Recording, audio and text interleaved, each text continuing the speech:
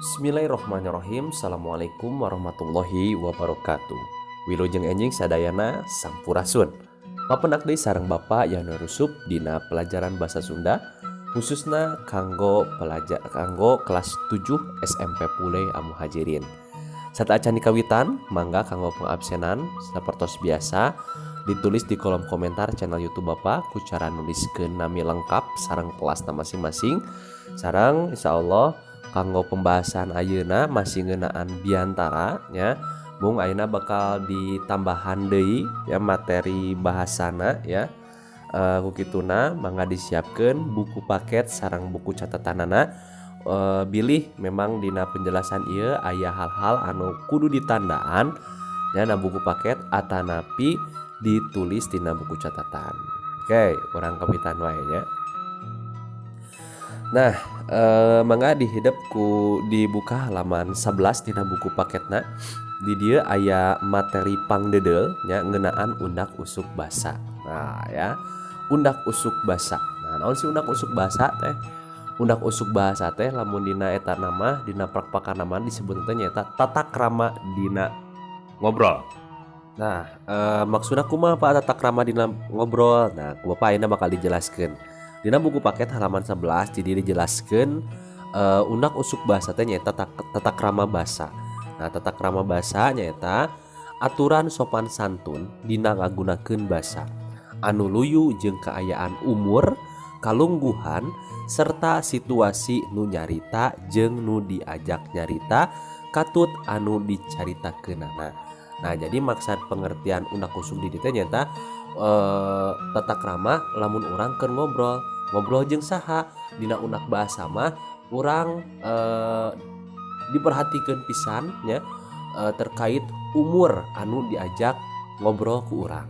Contoh misalnya urang ngobrol jeung guru, bahasana pasti bakal benten upami urang ngobrol sareng misalnya teh adik kelas atawa jalmi anu umurna sahanapeun ti urang. Nah, eta undak usuk bahasa atawa tata krama bahasa. Nah, undak usuk bahasa ieu dibagi jadi 4 jenis atawa 4 ragam. Anu kahiji nyaeta aya anu disebut ragam bahasa cohag. Naon cohag teh? Cohag teh di situ nyaeta bahasa kasar. Anu mana bahasa kasar ieu memang henteu direkomendasikeun kanggo digunakeun dina sadinten ya. Anu kadua aya ragam bahasa loma atawa bahasa sedeng. Nah, bahasa loma ieu mah biasana digunakeun ku urang sadidinten upami urang ngobrol sareng rerencangan. Nah, ya. Anu katilu nyaeta ragam bahasa lemes. Nah, dina ragam bahasa lemes ieu dibagi jadi 2 bagian deui nyaeta bahasa lemes keur sorangan jeung bahasa lemes keur kabatur. Nah, jadi sadayana aya 4 ragam dina undak usuk bahasa.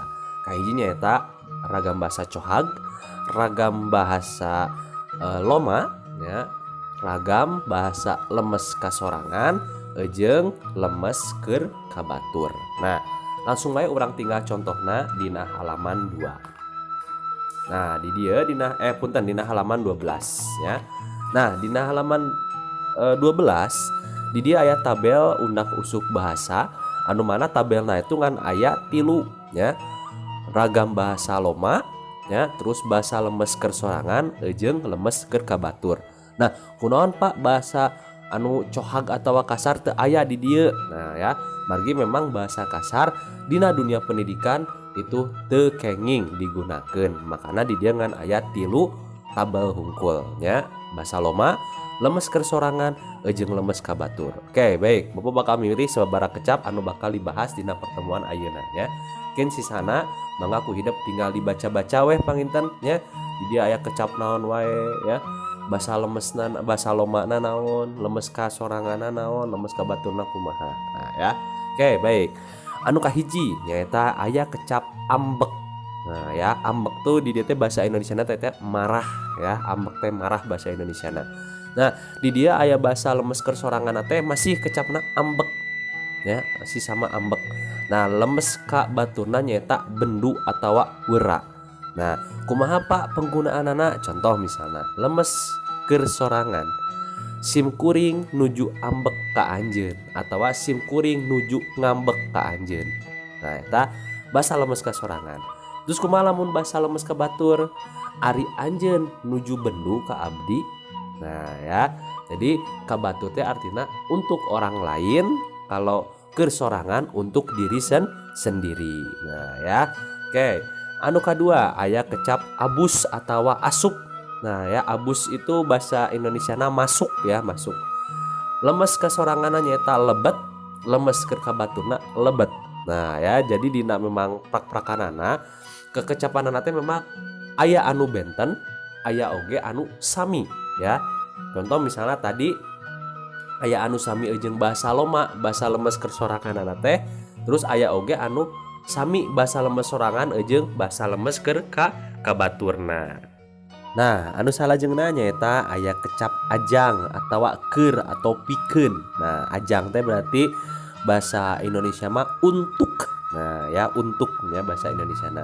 Nah, bahasa lemesna naon di dieu? Lemes keur soranganna aya kanggo. Nah, ya. Lamun bahasa lemes keur baturna nyaeta haturan. Contoh misalnya ya. Ieu kado teh kanggo abdi. Nah, ya. Ieu kado teh kanggo abdi. Berarti bahasa lemes keur sorangan.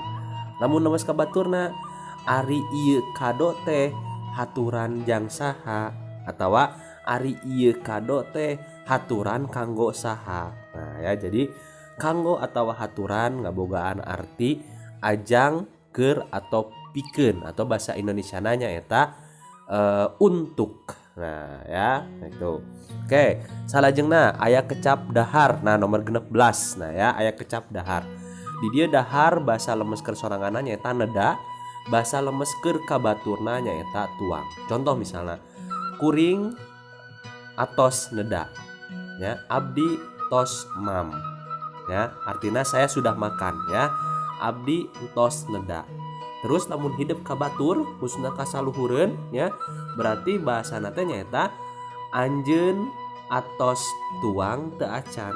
Atanapi misalnya ka anu salureun urang ya, bapak atos tuang teu acan. Nah, ya jadi eta contoh-contoh kecap undak usuk bahasa anu mana di dia aya ragam loma, lagam lemes keur sorangan jeung lemes keur ka batur. Nah, ya mangga peku hidup dibaca-baca naon wae sih kekecapanana, terus naon wae anu ngagunakeun bahasa lemes keur sorangan jeung bahasa lemes ka batur. Nah, gitunya. Oke, salajengna nyaeta mangga ku hidup dibuka halaman 14 nya, di dia aya maham undak usuk bahasa, di dia aya latihan nya, mangga ku hidup di eusian nya di bumi masing-masing nya.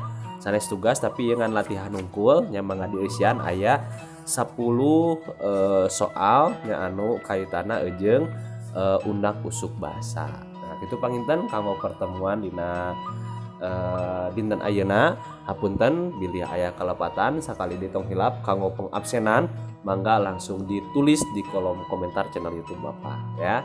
Hatur nuhun kana paratosanana. Hapunten bilih aya kalepatan. Assalamualaikum warahmatullahi wabarakatuh. Sampurasun.